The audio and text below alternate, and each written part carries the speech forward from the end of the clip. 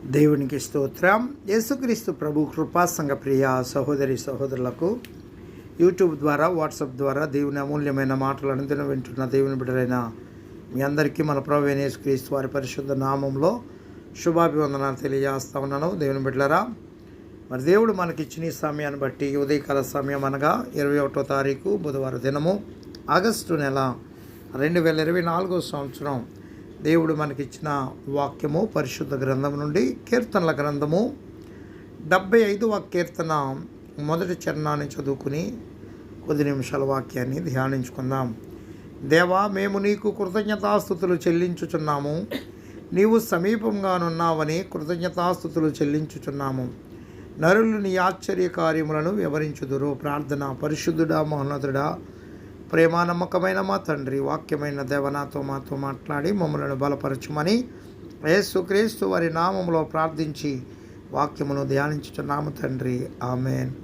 ప్రభునందు ప్రియ దేవుని బిడ్డలారా, 75వ కీర్తనలో మనం ఇక్కడ చూసినట్లయితే దేవుడు న్యాయాధిపతిగా ఉన్నాడు. ఇక్కడ న్యాయాన్ని బట్టి తీర్పు తీర్చే దేవుడు. అందుకని ఇక్కడ కీర్తనాకారుడు ప్రధాన గాయకునికి అల్తాఫీతను రాగం మీద పాడదగినది ఆసాపు కీర్తన గీతము అని చెప్పబడతా ఉంది. ఇక్కడ తెలియచేస్తూ ఉన్నాడు, దేవా, మేము నీకు కృతజ్ఞతాస్తుతులు చెల్లించుచున్నాము. ఏమండి, దేవునికి కృతజ్ఞతలు తెలియపరుస్తూ ఉన్నారు. ఎందుకనేనంటే దేవుడు చక్కటి న్యాయమును తీర్చే దేవుడు కనుక. రైట్. రెండోది, నీవు సమీపంగానున్నావని కృతజ్ఞతాస్తుతులు చెల్లించుచున్నాము. అంటే చాలా దగ్గరగా.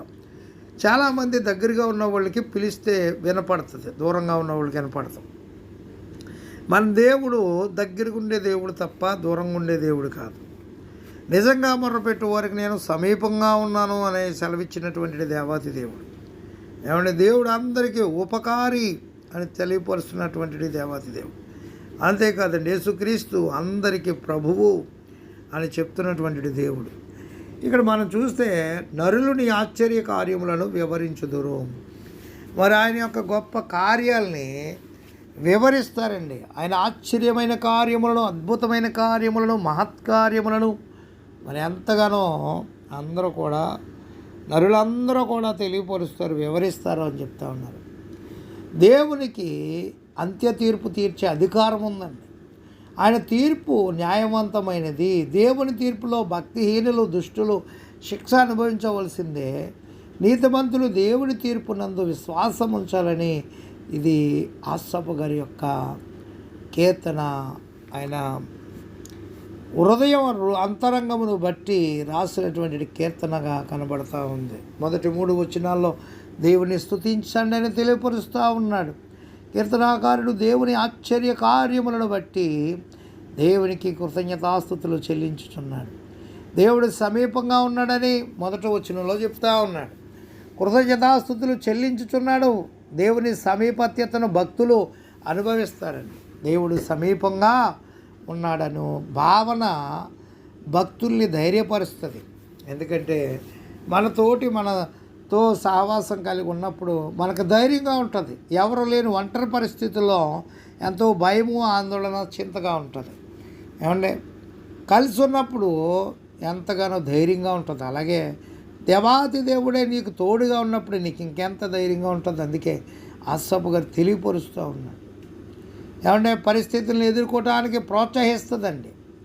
నేను యుక్త కాలమును కనిపెట్టుచున్నాను అంటూ ఉన్నాడు ఇక్కడ 2వ చరణంలో. చూడండి, ఇక్కడ నేను యుక్త కాలమును కనిపెట్టుచున్నాను, నేనే న్యాయమును బట్టి తీర్పు తీర్చుచున్నాను.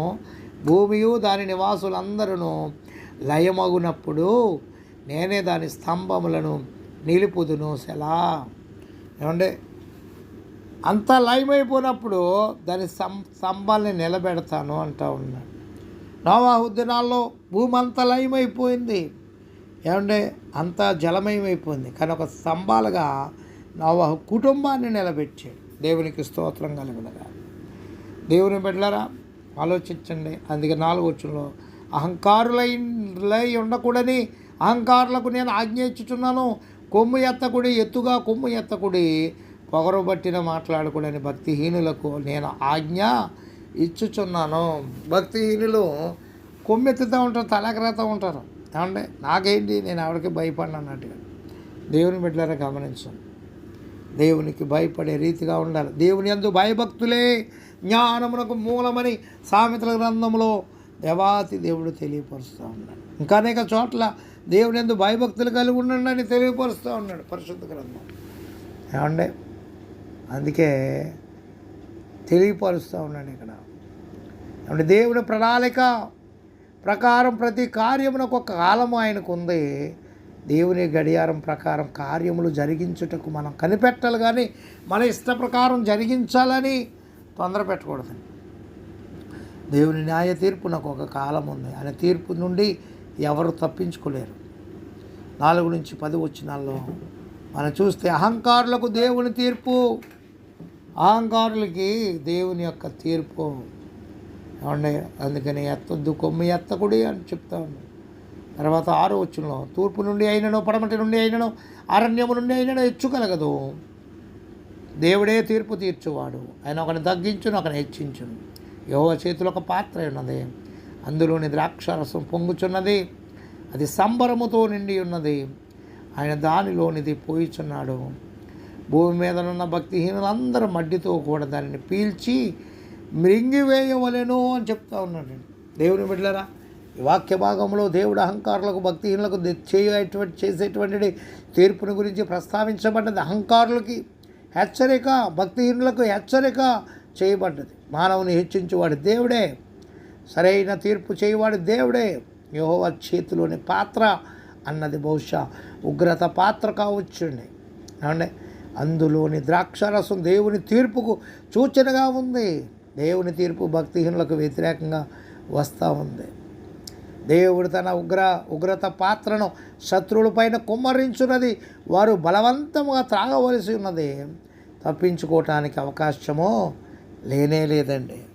దేవుని బిడ్డలారా, దేవుని ఉగ్రత పాత్రలోని త్రాగుటను గురించి లేఖన భాగాలు తెలియజేస్తా ఉన్నాయి. యెషయా గ్రంథంలో 51వ అధ్యాయంలో 17-22 వచనాల్లో, అలాగే ఇర్మియా గ్రంథం 25వ అధ్యాయము 15వ వచనంలో, ఇర్మియా గ్రంథం 49వ అధ్యాయం 12వ వచనంలో, హబక్కూ గ్రంథం 2:16లో, ప్రకటన గ్రంథం 14:10లో, అలాగే మరి అదే ప్రకటన గ్రంథంలో 16వ అధ్యాయం 19వ వచనంలో, 18వ అధ్యాయం 6వ వచనంలో దేవుడు తన యందు భయభక్తులు గల వారిని రక్షించును, వారి దేవుని నామమును స్తుతించుదురు.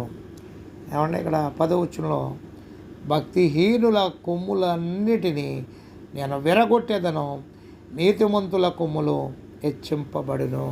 ఏమండి 9వ వచనంలో చెప్తున్నాడు ఆయన, నేనైతే నిత్యమైన స్తుతిని ప్రచురము చేయుదును, యాకోబు దేవుని నేను నిత్యము కీర్తించదను. దేవునికి స్తోత్రం కలుగునుగాక.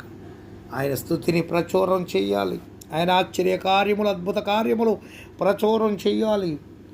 అంటే యాకోబు దేవునేమో నేను నిత్యము స్తుతించదను, కీర్తించదను అంటున్నాడు. దేవుని బిడ్డలారా, మనం కూడా అబ్రహాము, ఇస్సాకు, యాకోబుల దేవుణ్ణి మనం కూడా నిత్యము స్తుతించే వారముగా, ఆరాధించే వారముగా, మహిమపరిచే వారముగా, ఆయన కార్యములు సమాజములో, సంఘములో, విశ్వాసుల యొద్ద వివరించే వారముగా ఉండాలి. ఏమంటే కొమ్ము ఎత్తొద్దు. ఏమంటే తన్ను తాను హెచ్చించుకునేవాడు తగ్గించబడతాడో, తన్ను తాను తగ్గించుకునేవాడు హెచ్చింపబడతాడో.